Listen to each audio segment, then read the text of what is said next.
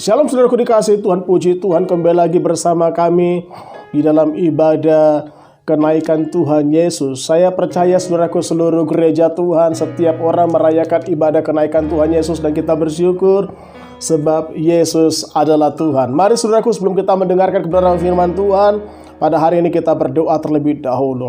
Terima kasih Bapa buat anugerah-Mu, buat penyertaan-Mu, di mana setiap hari Tuhan selalu menolong kami dan tidak pernah Tuhan meninggalkan kami. Dan sebentar Tuhan dalam ibadah kenaikan Tuhan Yesus, kami akan belajar kebenaran firman-Mu. Kembali Tuhan, kebenaran firman-Mu mengajarkan kehidupan kami, mengajar kami, dan kembali kebenaran firman-Mu menyempurnakan hidup kami. Tuhan tolong kami, tuntun kami, dan biarlah kuasa Roh Kudus memenuhi setiap kami yang ada di rumah-rumah. Terima kasih Bapa, kami bersyukur di dalam nama Tuhan Yesus. Haleluya. Amin.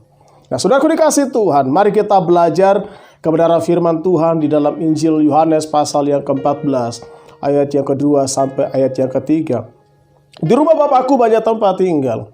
Jika tidak demikian, tentu aku mengatakannya kepadamu, sebab aku pergi ke situ untuk menyediakan tempat bagimu. Dan apabila aku telah pergi ke situ dan telah menyediakan tempat bagimu, aku akan datang kembali dan membawa kamu ke tempatku, supaya di tempat di mana aku berada, kamu pun berada. Saudaraku dikasih Tuhan, ketika Yesus mati, dia bangkit. Alkitab mencatat Yesus menampakkan dirinya berulang-ulang kali kepada murid-muridnya selama 40 hari. Dan sudah jelas saudaraku bagaimana Yesus menampakkan muridnya kepada murid-muridnya selama 40 hari berulang-ulang kali. Untuk apa saudaraku? Untuk mengajar para murid-muridnya tentang kerajaan Allah. Jadi saudaraku, tidak ada ajaran yang lain yang Yesus berikan kepada murid-muridnya. Tidak ada ajaran yang lain yang Yesus berikan kepada saya dan saudara selain daripada tentang kerajaan Allah. Jadi karena Yesus berbicara tentang kerajaan Allah, bagaimana saudaraku yang dikasih Tuhan, semua murid-muridnya itu menyaksikan bagaimana setelah 40 hari dia ada di bumi, dia menampakkan dirinya berulang-ulang kepada para murid-muridnya. Dan pada akhirnya saudaraku, Yesus naik ke sorga. Nah, ini menarik sekali saudaraku, bagaimana Yesus naik ke sorga, sebab Yesus sendiri adalah Tuhan. Nah, mari kita renungkan kebenaran firman Tuhan pada hari ini, saudaraku. Ini dahsyat sekali. Inilah pengharapan kita, saudaraku. Kita belajar pada hari ini kebenaran firman Tuhan. Bagaimana Yesus naik ke sorga? Yang pertama, saudaraku dikasih Tuhan, Yesus itu berasal dari sana. Yesus naik ke sorga karena Yesus berasal dari sana. Injil Yohanes pasal 8 ayat yang ke-23. Lalu Yesus berkata kepada mereka, kamu berasal dari bawah, aku dari atas, kamu dari dunia ini, aku bukan dari dunia ini. Jadi bagaimana Yesus sendiri yang berkata kepada para murid-muridnya di dalam Injil Yohanes pasal 8 ayat yang ke-23, Yesus berkata kepada murid-muridnya, kepada mereka semua, kamu berasal dari bawah, aku dari atas, kamu dari dunia ini, aku bukan dari dunia ini. Nah, saudaraku dikasih Tuhan, Yesus dari sorga, ia mengosongkan dirinya dan mengambil rupa seorang hamba dan menjadi sama dengan manusia. Demi apa saudaraku? Demi suatu misi penyelamatan, yaitu melalui kematiannya di atas kayu salib, supaya saya dan saudara, supaya setiap manusia diselamatkan dari dosa, saudaraku. Mari kita belajar saudaraku bagaimana firman-Nya menjadi manusia supaya manusia memperoleh hidup yang terang. Sebab di dalam Yesus ada terang yang menerangi setiap kehidupan kita semua, saudaraku. Saudaraku dikasih Tuhan, Yesus berasal dari sorga. Dan hanya yang berasal dari sorga yang mampu menarik yang dibawa ke atas. Saudaraku dikasih Tuhan, hanya yang dari surga yang mampu membawa manusia yang berdosa, yang sudah diperdamaikan melalui darahnya, masuk dalam kerajaan Allah yang kekal, saudaraku. Haleluya. Saudaraku dikasih Tuhan, Yesus berasal dari surga, sebab Yesus adalah Tuhan sendiri. Haleluya. Sebab Injil Yohanes pasal pertama sudah menuliskan, pada mulanya adalah firman, dan firman itu bersama-sama dengan Allah, dan firman itu adalah Allah sendiri, dan firman itu menjadi manusia, yaitu Yesus sendiri, saudaraku. Luar biasa, saudaraku. Mari kita bisa melihat Filipi pasal yang kedua, ayat yang ke-10 sampai 11. Supaya dalam nama Yesus bertekuk lutut segala yang ada di langit dan yang ada di atas bumi dan yang ada di bawah bumi, dan segala lidah mengaku Yesus Kristus adalah Tuhan, bagi kemuliaan Allah Bapa. Dahsyat, saudaraku dikasih Tuhan. Yang kedua, saudaraku, mengapa Yesus naik ke surga? Yang kedua, Yesus naik ke surga. Yesus menyediakan tempat bagi saya dan saudara. Yesus menyediakan tempat bagi kita semua, saudaraku. Haleluya. Saudaraku yang dikasihi Tuhan, Allah tidak mau manusia binasa karena dosa, saudaraku. Saudaraku dikasihi Tuhan, perhatikan, bumi sudah penuh dengan dosa, dan akibat dosa maut menjadi upah bagi semua manusia, saudaraku.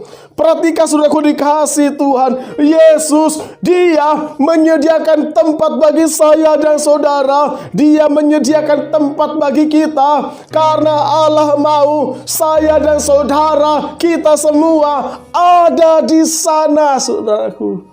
Dahsyat. Saudaraku dikasihi Tuhan, dengar.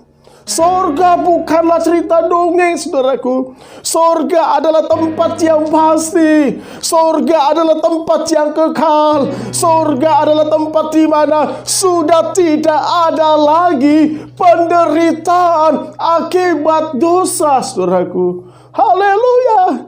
Saudaraku dikasihi Tuhan, sebaliknya dengar, saudaraku, perhatikan.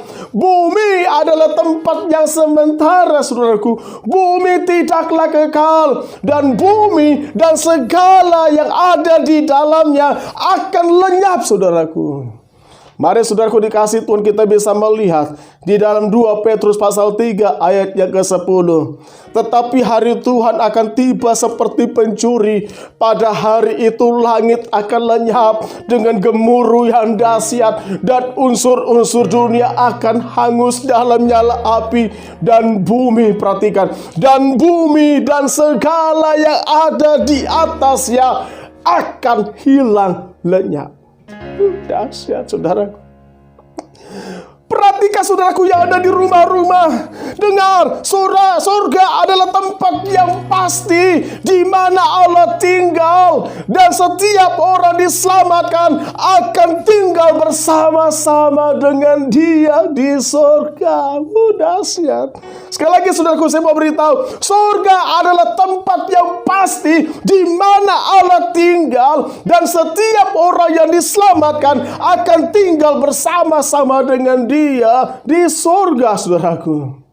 Tetapi perhatikan, saudaraku, dengar, neraka juga adalah tempat yang pasti, saudaraku.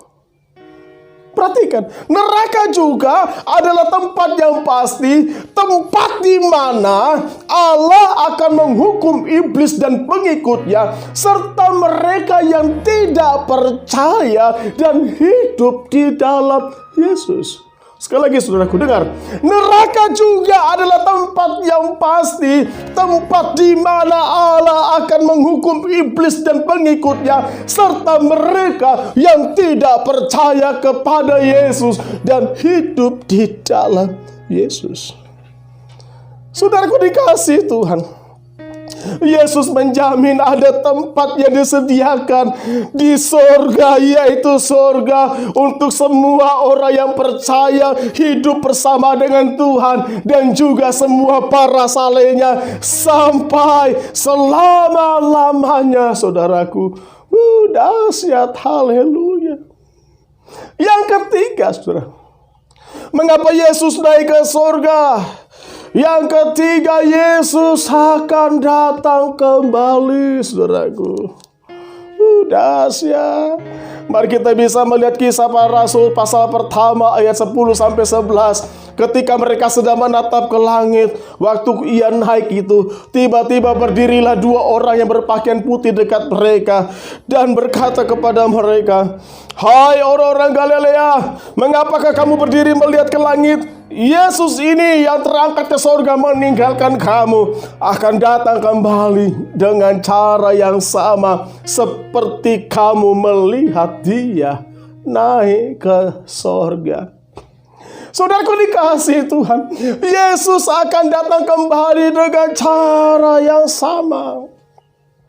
Apa itu cara yang sama, saudaraku? Seperti yang dilihat para murid-muridnya, saudaraku. Ketika Yesus naik ke sorga, awan menutupnya dari pandangan mereka. Seperti itulah, saudaraku, Yesus akan datang menjemput kita, yaitu saya dan saudara. Lu dahsyat, saudaraku. Mari kita bisa melihat kebenaran firman Tuhan di dalam 1 Tesalonika pasal 4 ayat 16-17. Sebab pada waktu tanda diberi, yaitu pada waktu penghulu malaikat berseru dan sangkakala Allah berbunyi, maka Tuhan sendiri akan turun dari sorga, dan mereka yang mati dalam Kristus akan lebih dahulu bangkit. Sesudah itu kita yang hidup, yang masih tinggal, akan diangkat bersama-sama dengan mereka dalam awan menyosong Tuhan di angkasa. Demikianlah kita akan selama-lamanya bersama-sama dengan Tuhan. Dengar, saudaraku, perhatikan pada hari ini, saudaraku, dalam ibadah kenaikan Tuhan Yesus, kedatangan Tuhan Yesus yang kedua kali ke dunia ini, perhatikan, bukan lagi untuk menebus dosa, melainkan untuk menghakimi dunia sebagai Raja yang adil, saudaraku. Kalau kedatangan Yesus yang pertama kali adalah kedatangan untuk suatu misi yang besar, yaitu misi penyelamatan. Bukan hanya menyelamatkan orang Israel, tapi juga menyelamatkan seluruh bangsa-bangsa yang ada di muka bumi ini. Saudaraku yang dikasihi Tuhan, pada kedatangan dia yang kedua kali, dengar, dia datang kedua kali ke dunia ini bukan lagi untuk penebusan dosa, melainkan dia akan datang untuk menghakimi dunia sebagai Raja yang adil, saudaraku. Dahsyat. Lalu saudaraku yang dikasihi Tuhan, apa yang menjadi renungan bagi kita di ibadah kenaikan Tuhan Yesus? Apa yang harus kita lakukan, saudaraku? Mari, saudaraku dikasihi Tuhan, renungkanlah kebenaran firman Tuhan ini. Setiap poin-poinnya saya sampaikan di tengah-tengah kita. Yang pertama, saudaraku, apa yang harus kita lakukan? Kita bisa melihat kembali kepada konteks dari pembacaan firman Tuhan di dalam Injil Yohanes pasal 14 ayat yang kedua dan ketiga. Kita kembali kepada ayat yang pertama, saudaraku. Ayat yang pertama, Yesus berkata, "Janganlah gelisah hatimu, percayalah kepada Allah, percayalah juga kepada." Saudaraku dikasihi Tuhan, di tengah badai corona, di tengah badai persoalan, apapun badai dalam kehidupan saya dan saudara, apapun persoalan yang kau hadapi di saat ini, saudaraku, terlebih lagi karena corona, bukan hanya sakit penyakit, tetapi juga ekonomi dihantam. Banyak terjadi PHK di mana-mana. Saudaraku dikasihi Tuhan, dengar pada hari ini, di tengah badai yang besar yang kita hadapi saat ini, Yesus berkata kepada saya dan saudara, jangan gelisah hatimu, saudaraku. Sekali lagi, jangan gelisah hatimu. Berapa banyak manusia di akhir zaman ini, mereka sedang mengalami kegelisahan. Kenapa manusia mengalami kegelisahan? Karena manusia tidak menemukan sesuatu yang pasti, saudaraku. Saudaraku yang dikasihi Tuhan, kita bisa melihat bagaimana orang kaya gelisah dengan aset dan harta kekayaannya. Bagaimana juga orang miskin gelisah untuk bisa bertahan hidup dengan apa yang bisa dimakan. Bahkan orang pengangguran pun gelisah dengan masa depannya, saudaraku. Saudaraku dikasihi Tuhan, kegelisahan juga dialami semua orang, saudaraku. Tetapi Yesus berkata kepada saya dan saudara, kepada kita semua, janganlah gelisah hatimu, saudaraku. Saudaraku dikasih Tuhan, perhatikan. Akibat gelisah, saudaraku, banyak manusia jatuh di dalam dosa. Akibat gelisah, banyak manusia mencintai dirinya sendiri. Akibat gelisah, saudaraku, banyak manusia mencintai uang dan jatuh di dalam berbagai dosa, saudaraku. Yesus berkata kepada saya dan saudara, percayalah kepada Allah dan percayalah juga kepadaku, yaitu kepada Yesus, saudaraku. Yang pertama, saudaraku, dengar, kita harus percaya kepada Yesus.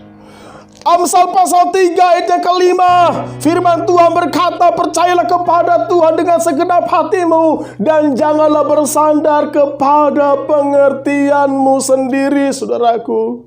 Saudaraku dikasih Tuhan, dengar, janganlah kita bersandar pada pengertian kita sendiri. Banyak hal yang membuat manusia tidak percaya kepada Yesus, oleh karena filosofi yang kosong, dan juga oleh karena segala keinginan dunia yang menjerat manusia untuk tidak bisa percaya kepada Yesus, saudaraku.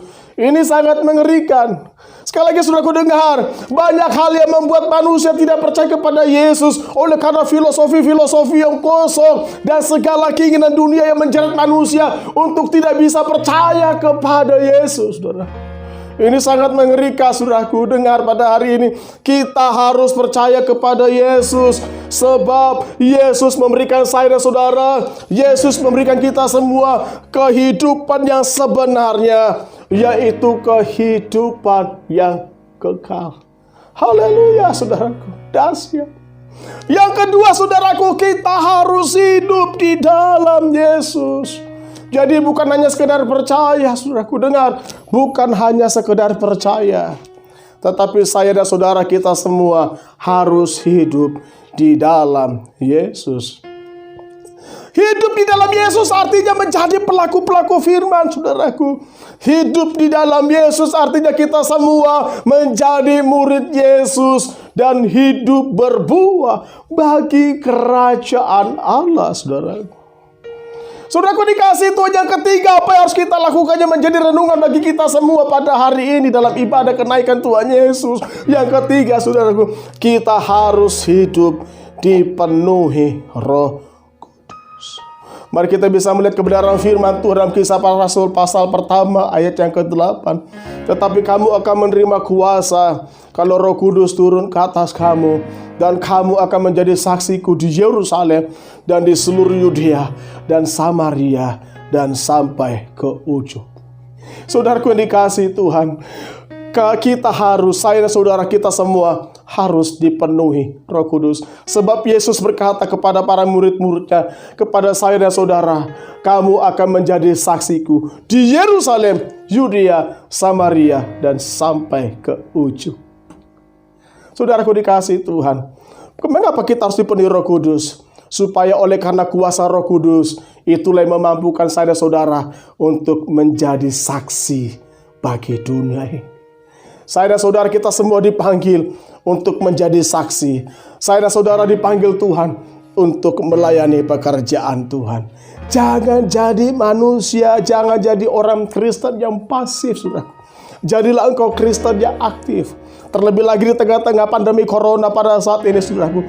Tuhan mau saya dan saudara kita semua harus menjadi saksi bagi Kristus. Jangan lagi kita memikirkan perkara-perkara yang ada di bumi ini, saudaraku. Tuhan mau saya dan saudara kita semua memikirkan perkara-perkara yang ada di atas, saudaraku. Itulah sebabnya bagaimana kita menjadi manusia untuk berpikir, memikirkan perkara-perkara yang ada di atas. Saya dan saudara kita semua menjadi saksi Kristus di bumi ini, saudaraku. Mari saudaraku dikasihi Tuhan, 3 poin yang menjadi renungan bagi kita semua di ibadah kenaikan Tuhan Yesus. Saya percaya, saudaraku, signal sudah mulai semakin kuat. Kalau Yohanes Pembaptis berkata, bertobatlah sebab kerajaan Allah sudah dekat, itu menunjukkan bagaimana Yesus datang. Pertama kali dia datang untuk melakukan suatu misi penyelamatan. Ketika Yesus mati, signal sudah semakin kuat. Ketika Yesus sudah naik ke surga, semakin keras signal itu. Dan tidak lama lagi, dengar saudaraku, Dia akan datang kembali. Dengar saudaraku, dikasih Tuhan, waktunya sangat cepat saudaraku. Percayalah saudaraku, waktunya sangat singkat. Perhatikan, ketika Yesus naik ke surga, apa yang murid-murid katakan kepada Yesus? Guru, maukah engkau memulihkan keadaan Israel di saat ini? Tuhan Yesus berkata apa? Engkau tidak perlu mengetahui masa dan waktu yang ditentukan oleh Bapa untuk memulihkan keadaan Israel. Dengar saudaraku, ini luar biasa, ini menarik sekali saudaraku. Bagaimana para murid-muridnya, mereka menginginkan suatu pemulihan yang besar bagi bangsa Israel. Tetapi apa yang terjadi? Yesus berkata kepada para murid-muridnya, engkau tidak perlu mengetahui waktu, masa dan waktu yang telah ditetapkan oleh Bapa. Perhatikan saudaraku, kita bisa melihat bagaimana tanggal 14 Mei tahun 1948 Israel dibentuk kembali menjadi satu negara. Dengar saudaraku, waktunya sudah semakin dekat. Dulu Israel, ibu kotanya di Tel Aviv, sekarang sudah dipindahkan ke Yerusalem. Semakin dekat saudaraku. Perhatikan saudaraku, tidak lama lagi Tuhan Yesus akan segera datang. Dan topik ini akan kembali saya akan membawa kebenaran firman Tuhan di waktu yang akan datang. Dengar saudaraku, mari saudaraku, kalau Anda naik motor, Anda bisa melihat langit, Anda bisa melihat awan gelap, Anda bisa membaca cuaca. Oh, sudah mau gelap, sudah mau hujan. Anda siapkan jaket, Anda siapkan jas hujan, karena Anda sudah tahu waktunya sudah mau hujan, sebentar lagi mau hujan. Tetapi tanda zaman, Yesus berkata kepada saya dan saudara, bisakah engkau membaca tanda zaman? Dengar saudaraku, kalau kita bisa melihat corona saat ini, kondisi ekonomi saat ini yang tidak pasti, ini menunjukkan suatu tanda, suatu permulaan bahwa Yesus akan segera datang kembali. Itulah sebabnya saudaraku, di ibadah kenaikan Tuhan Yesus ini, Tuhan mau saya dan saudara kita semua harus lebih lagi bersungguh-sungguh. Jangan lagi memikirkan perkara-perkara yang ada di bumi ini, saudaraku. Jangan lagi engkau berambisi mencari kekayaan, saudaraku. Jangan kau lagi berambisi untuk memikirkan dirimu sendiri. Inilah waktunya, saudaraku.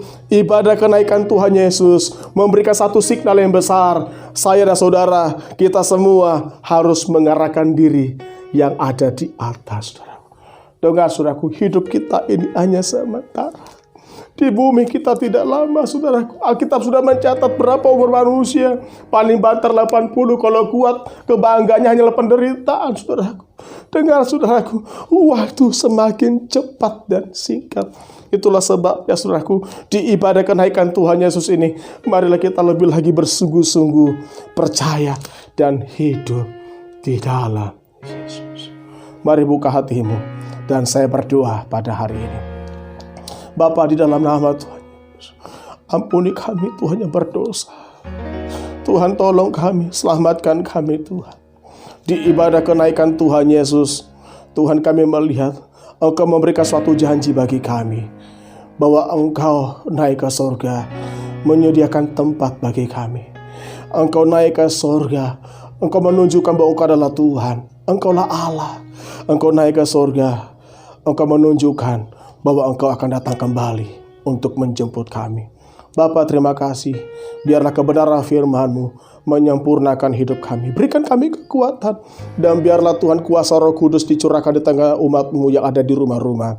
Hamba berdoa Tuhan, biarlah setiap jemaat-Mu yang ada di rumah-rumah, mereka yang sakit Tuhan sembuhkan. Mereka yang putus asa, mereka diberikan pengharapan. Mereka yang terikat, mereka dilepaskan. Di dalam nama Tuhan Yesus. Haleluya, haleluya.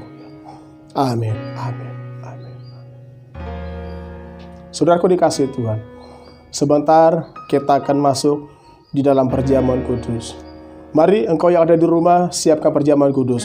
Engkau bisa menyediakan biskuit atau roti, ataupun juga air, anggur. Anda nggak punya anggur di rumah, Anda juga bisa menyediakan teh ataupun sirup. Mari saudaraku, persiapkan dirimu untuk masuk di dalam perjamuan kudus. Mari saudaraku dikasih Tuhan, kita mengangkat roti di tangan kanan kita. Kita masuk dalam perjamuan kudus. Mari angkat roti di tangan kananmu. Kemudian daripada itu Tuhan Yesus mengangkat roti di tangan kanannya dan dia berkata, inilah tubuhku, makanlah, perbuatlah ini menjadi peringatan akan aku. Mari kita makan dalam nama Tuhan Yesus.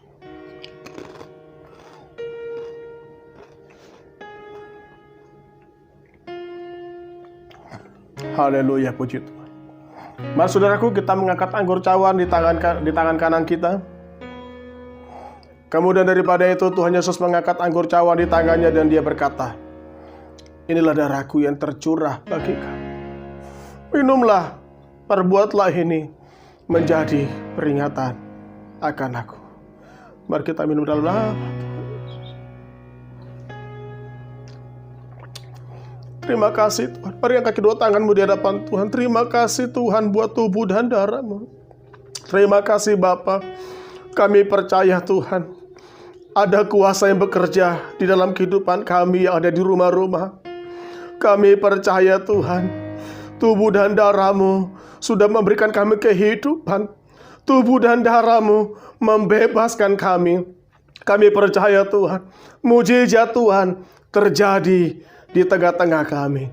Terima kasih Bapa. Kami bersyukur buat anugerah-Mu pada hari ini. Di dalam nama Tuhan Yesus. Haleluya, haleluya. Amin. Saudaraku dikasih Tuhan, sebentar kita akan memberikan persembahan yang terbaik bagi Tuhan. Mari saudaraku, kalau ibadah online itu sama dengan ibadah offline atau ibadah konvensional, ibadah bagaimana kita setiap minggu ataupun ibadah-ibadah perayaan kita ke gereja, demikian juga sama dengan ibadah online, karena ini adalah ibadah dengan kondisi tertentu. Mari saudaraku, kita membawa persembahan, sempurnakan ibadah kita dengan persembahan apapun yang kau miliki. GBI Relevan Samarinda, tidak ada yang mustahil, mujizat itu nyata juga, memberikan kesempatan bagi Anda untuk memberikan persembahan yang terbaik bagi Tuhan. Anda bisa memberikan persembahan di rumah Tuhan, di rekening GBI Rayon 8 Samarinda. Saudaraku dengar, Anda memberikannya bukan kepada manusia, tetapi Anda memberikannya kepada Tuhan. Engkau yang rindu untuk memberikan persembahan yang terbaik bagi Tuhan, mari angkat kedua tanganmu dan saya berdoa. Bapa, dalam nama Tuhan Yesus, berkati setiap kerinduan jemaat-Mu, setiap hati yang mau memberi. Tuhan, biarlah persembahan yang diberikan oleh jemaat-Mu, persembahan itu untuk dipakai memperbesar bagi kerajaan Allah. Kami berdoa Tuhan, hamba berdoa, tidak ada satupun di antara jemaat-Mu yang di rumah-rumah mereka kekurangan. Sebaliknya Tuhan, oleh karena mereka memberi, hidup mereka tidak pernah kekurangan. Hidup mereka senantiasa hidup diberkati oleh Tuhan. Berkati setiap jemaat-Mu Tuhan, di dalam nama Tuhan Yesus. Haleluya, haleluya. Amin, amin. Saudaraku dikasih Tuhan, selamat memberi. Jangan lupa rekening GBI Rayon 8 Samarinda. Selamat memberi, Tuhan Yesus memberkati. Akhir ibadah kita bersukacita, yang bersukacita bisa lambaikan tangannya, haleluya. Hormat bagi Allah Bapa. Hormat bagi Allah Bapa. Hormat bagi anaknya. Hormat bagi Roh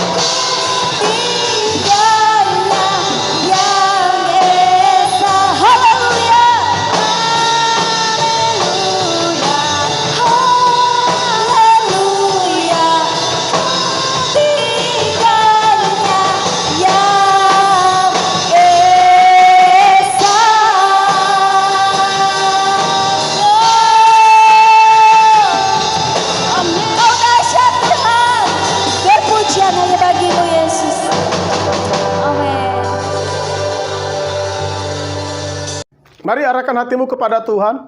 Ibadah kita sudah selesai. Ibadah kenaikan Tuhan Yesus sudah selesai. Mari terimalah berkat. Angkat kedua tanganmu di hadapan Tuhan. Arahkan hatimu kepada Tuhan. Tuhan memberkati engkau dan melindungi engkau. Tuhan menyinari engkau dengan wajahnya dan memberikan kau kasih karunia. Tuhan menghadapkan wajahnya kepadamu dan memberikan engkau damai sejahtera. Berkat Abraham, berkat Ishak, berkat Yakub dicurahkan berlimpah-limpah atas pribadi lepas pribadi pada hari ini. Di dalam nama Tuhan Yesus, kita yang diberkati bersama-sama katakan amin. Tuhan Yesus memberkati. Shalom.